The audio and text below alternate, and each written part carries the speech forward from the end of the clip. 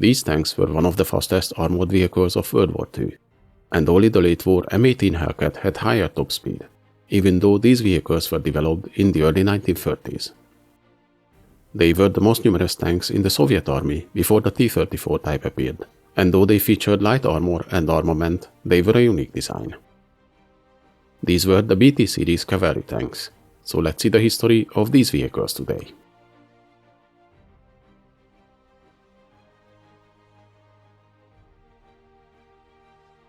During the interwar period, the Soviet forces laid down tactics for the so-called long-range operations, very similar to the German Blitzkrieg, which required fast-moving tank forces to penetrate deeply into the enemy lines and give an advantage to the following forces to destroy the disorganized defenders. For this they needed fast and nimble vehicles, the so-called cavalry tanks, and interestingly they found the type which was the best fit for their goals on the other side of the world in the United States.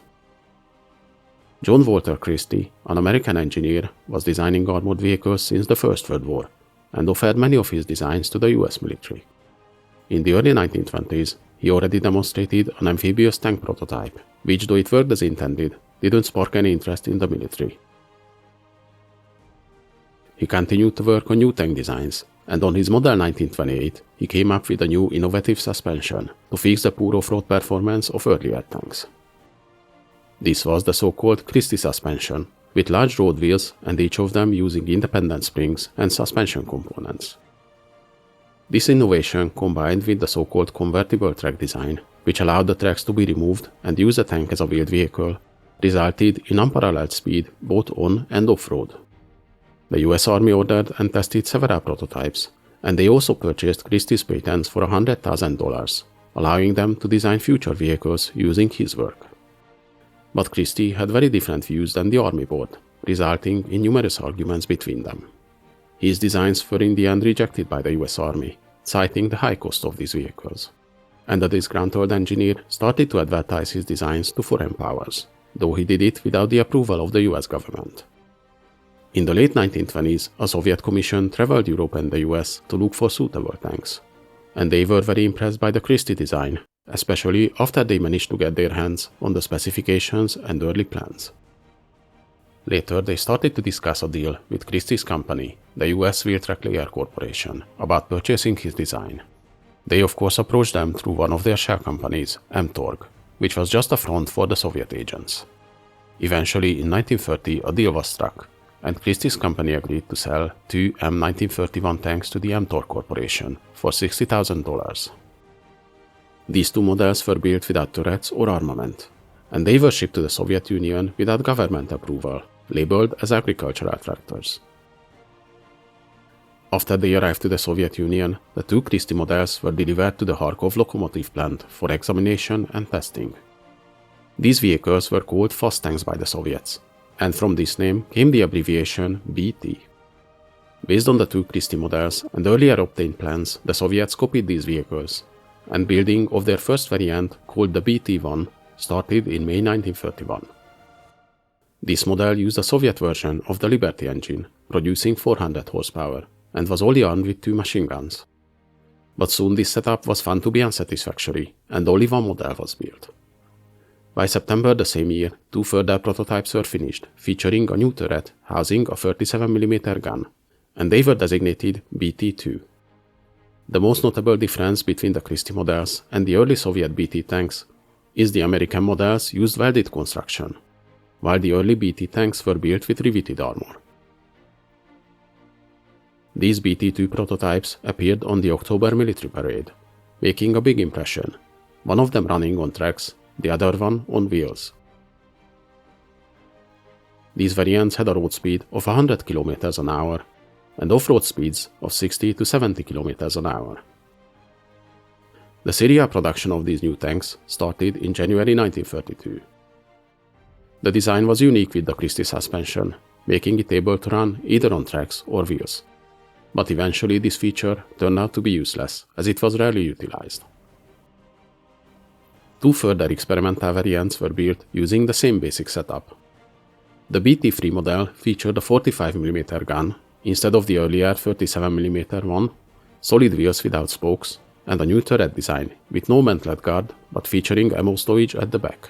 These models also switched to metric measurements, but only a small batch of them were built.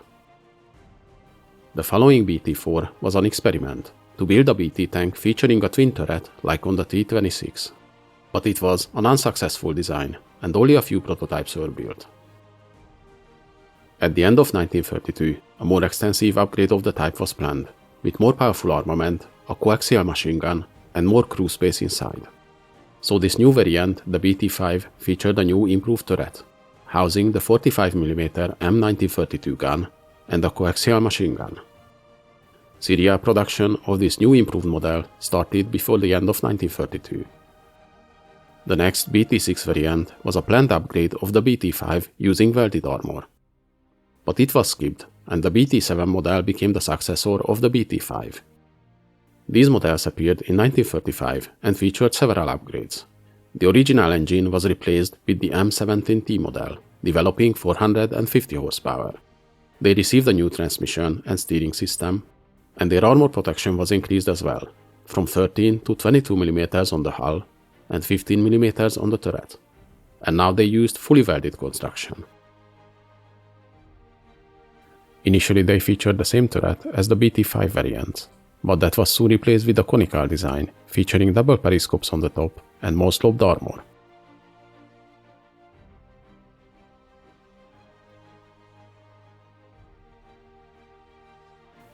The BT-7 was 5.68 meters long, 2.2 meters wide, and 2.43 meters tall. It featured 22mm thick armor on the hull front and 13mm on the sides, while the turret featured 15mm thick armor plates all around. Because of the relatively thin armor, the tank only weighed 13.8 tons. The lightweight vehicle used the 450 horsepower M17T engine, making it very mobile. It could reach a top speed between 70 to 80 km an hour on roads and around 50 km an hour off-road. Its operational range was around 250 km on roads or 120 km off-road. The tank's main armament was the 45mm M1932 gun, and its secondary armament was one 7.62mm machine gun.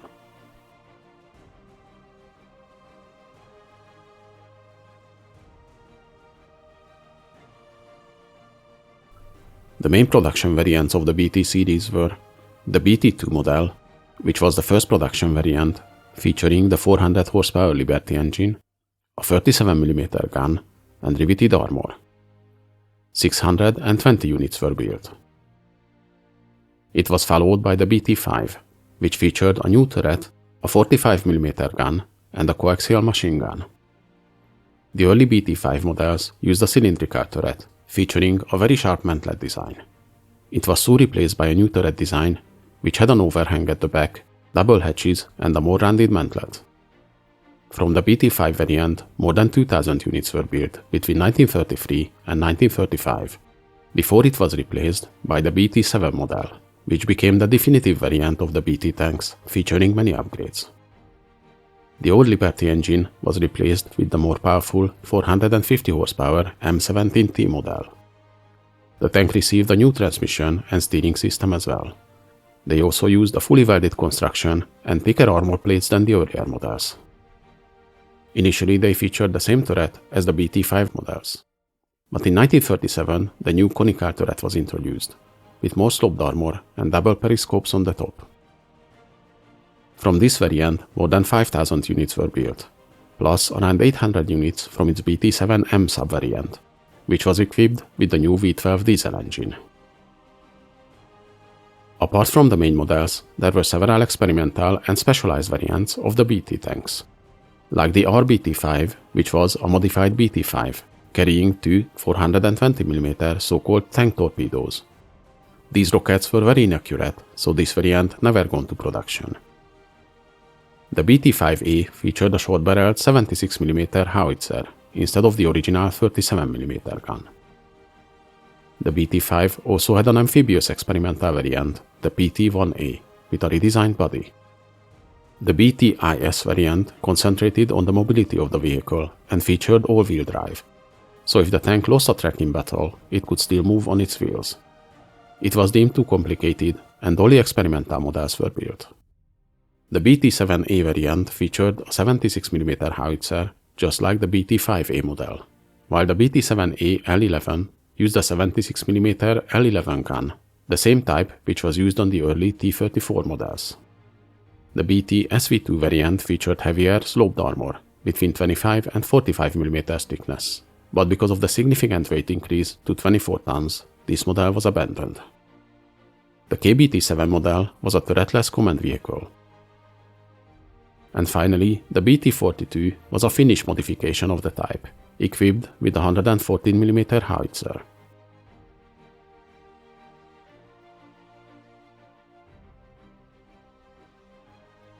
The BT tanks first saw action in the Spanish Civil War, when about 100 BT-2 and BT-5 models were sent to fight on the Republican side, operated by crews trained by the Soviets. They suffered many losses, though that was mainly the fault of planning and tactics. They were used in greater numbers in 1939 during the battles of Khalkhin Gol, where the BT-5 and BT-7 models were used against the Japanese forces. Here their mobility and firepower proved to be effective, but the fighting also highlighted that their petrol engines can easily catch fire when hit. They were also used during the Winter War against Finland, where the type again suffered heavy losses against the Finnish forces, who, just like the Japanese before, used Molotov cocktails to set the engine compartment of the tanks on fire. By 1941, the time of the German invasion of the Soviet Union, most older BT-2 and BT-5 models were used up and replaced by the newer BT-7 type, which was the most numerous tank in the Soviet army at the time. Though in technical specifications, the BT-7 was not worse than its most common opponents, the Panzer II and Panzer 38T, featuring similar armor protection and armament, but it fell short of the newer Panzer III variants. If you want to know more about these German types, check out my earlier videos about them on the channel. The coordination of the Soviet forces was also far worse than the German tactics, and they suffered very heavy losses. It was estimated that in the first year of the fighting, more than 2,000 BT tanks were lost. But by that time, the BT series was slowly replaced by the new T-34, which was a much better tank in every aspect. Still, the remaining BT-7 models stayed in service and were used until the end of the war. Though the BT tanks were designed years before World War II, and their thin armor and weak armament made them obsolete, but they were an important stepping stone in Soviet tank design, and their evolution through the A-20 and A-32 experimental designs in the end led to the famous T-34 tank. Hope you guys enjoyed this video. Please leave a like, subscribe to my channel, and in the comments let me know if there's any interesting events or vehicles you'd like to see.